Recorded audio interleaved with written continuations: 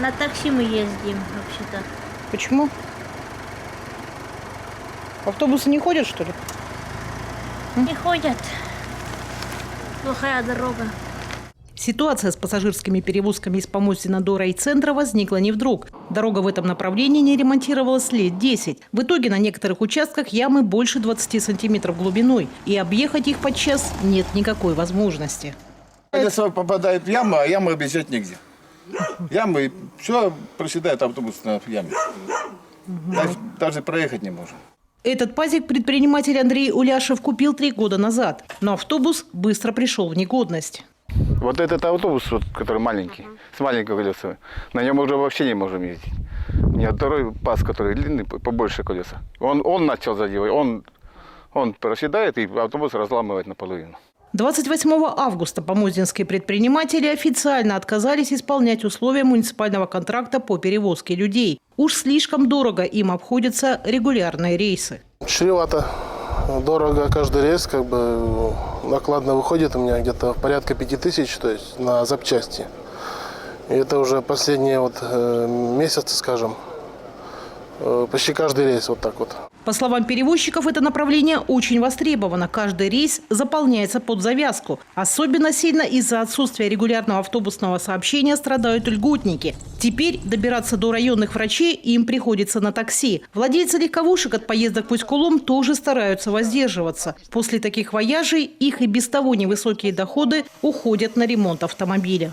Я устал смотреть на эту дорогу и бить свою машину, за которую я плачу налоги, ежегодные налоги, страховки мы платим. Все это уходит, не знаю куда, улетучиваются эти деньги. Позавчера я затратил, колеса новые купил, потому что у меня ходовая вообще, пальцы купил, все. Это ушло у меня позавчера 12 тысяч семейного бюджета.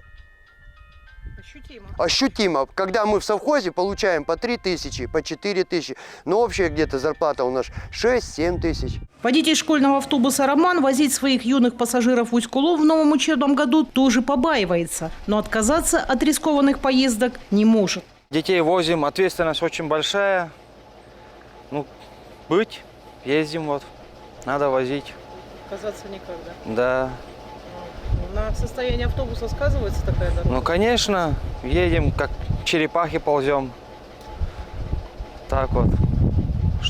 Что поделаешь? Помостинцы не раз писали о своей проблеме в различные инстанции. Ответ получали один – виноваты в их бедах лесозаготовители. Именно груженные под завязку лесовозы разбивают асфальт. Вот только сельчанам от такой информации не легче. В этом году дело с мертвой точки сдвинулось. Глава Коми договорился с крупнейшим потребителем древесины в республике о выделении средств на ремонт автомобильных магистралей. В этом году компания выделила 1 миллиард рублей. Благодаря этим деньгам уже заасфальтировали 14 километров в помостинском направлении. А на этой неделе, как нам рассказали в муниципалитете, начались работы и на самых проблемных участках.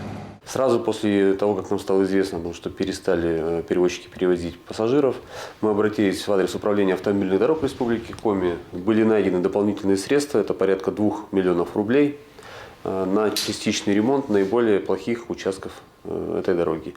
Работы на проблемном направлении уже ведутся и продлятся до конца сентября. А перевозчики пока изучают судебную практику по искам к дорожникам. Тем более, что прецеденты в Коми уже есть. И начинать нужно с вызова автоинспектора.